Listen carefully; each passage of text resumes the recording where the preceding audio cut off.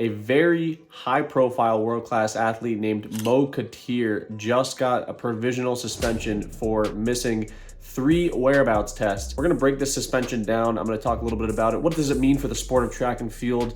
And you know, it's a sad thing to see. All right, so we got this article right here. World 5,000 meter silver medalist Katir suspended for doping test violation. Spain's world 5,000 meter silver medalist Mo Katir has been provisionally suspended by the AIU, the Athletics Integrity Unit, for missing 3 doping tests in the last 1 year. The 25-year-old is the world record holder for the indoor 3K, and he's the European record holder in the outdoor 5K. He won silver in the 5,000 meter at Worlds last year, and he got a bronze at the 1,500 meter at the Worlds 2 years ago in Eugene. So this is a really big deal. This is a world-class athlete catching a doping violation. And so basically he didn't get caught for doping. He basically just ducked out of 3 tests, which you can't do. You're allowed to do it twice, but you can't do it 3 times because that's really sketchy. It obviously means that you're probably cheating. So that's my first take on it. But let's see what Katir said here. He said, "I consider that there is no violation arising from 3 location failures in the last 12 months.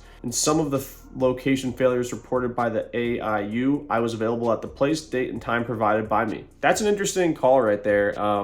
I don't think that that's legit. He's just potentially trying to cover for himself, but if that were the case, then there would be a big problem with the AIU. My take on that is that he's just kind of reaching for straws and trying to basically say like, hey, look, I was where I needed to be and they just are lying about it. So I think that so far I'm not really buying into what he's saying. And basically the Royal Spanish Athletics Federation said it was committed to rigorous compliance with national and international legal framework on doping. So that's basically just the country of Spain saying like, look, we do a good job of testing our athletes. We had no idea that this was going on. Katir said that he had been subjected to a large number of out-of-competition doping tests of both urine and blood samples over the last few months without the slightest problem on any part. You know, this is the thing that a lot of people who get caught for doping say. It's possible that if you are doping and you like time it up correctly and you're doing out of competition tests, then you can get the doping out of your system.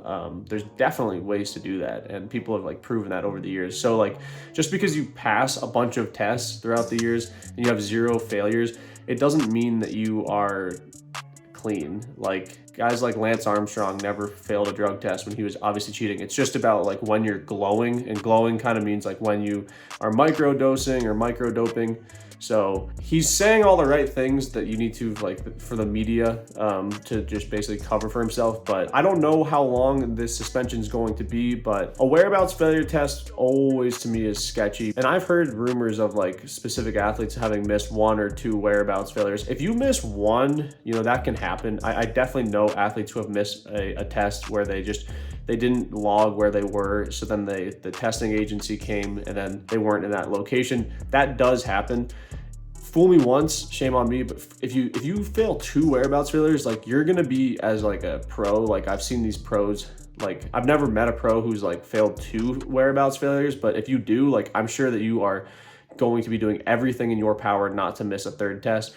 So strike 1, it's not that sketchy. 2 strikes, pretty sketchy. 3, you're out of here, obviously. And I think it's good that he's getting a doping suspension, but you know, if you are missing 3 tests, it doesn't matter if you've tested negative 50 times in a year. If you missed 3 tests, it's very sketchy. What I want to do now is go quickly into Mo Katir's progression throughout the years, because this is where I think we're going to be a little bit convinced that there might be some foul play here. Here's Mo Katir's World Athletics page. 25 years old, and here's all his stats. Super phenomenal athlete, and I just want to go through his progression in certain events. So he's not an 800 guy. He hasn't run an 800 since 2019, so I'm not seeing anything sketchy there. But let's go to the 1500 right here. So 2017, he runs 352, then 2018, 340 in the 1500. That's a great time. I ran a little bit faster than that. Hey, but that's about as good as I ever got. Then the next year in 2019, he ran 337.2. So far, pretty normal progression. And then in the year 2020, he runs 336. So, you know, from 2018, 2019, and 2020,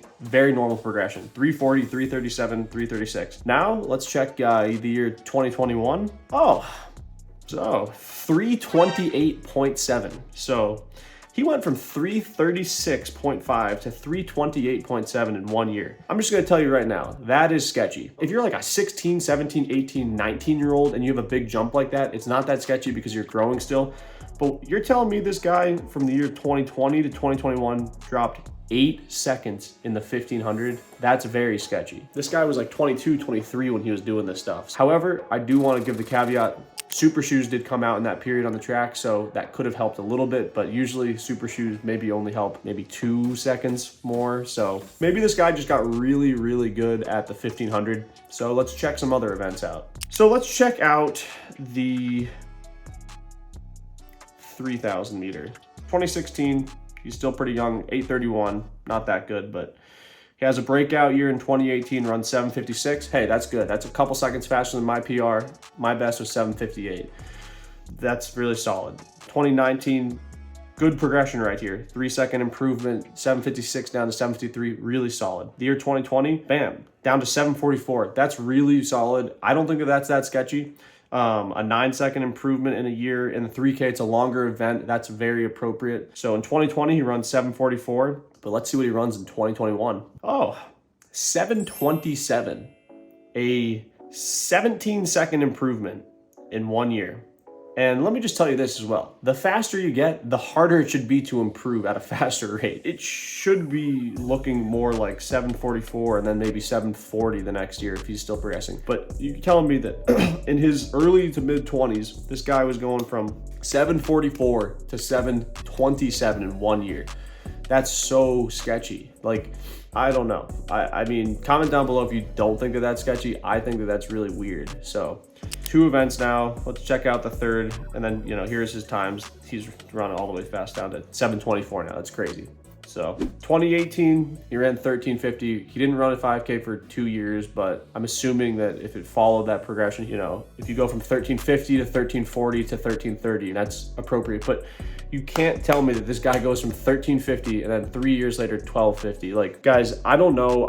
I'm in pretty close contact with a lot of pro runners, and this guy, a lot of pro runners definitely would say that someone like Mo Katir is most likely doping. Unfortunately, he only got a whereabout failure test, so I don't know how long his suspension is going to be for, but do you think that this guy was doping all along from the year 2020 to 2021 when all of his times like exploded down to much faster? Do you think he's clean? I don't know. Comment down below. I personally think that he's doping, and I think that he got caught not doping, but he got caught lacking and had to dip out at 3 different tests because he would have been caught with something. So, you know, let me know what you think, people. And with that, have a good day, and we'll see you next time.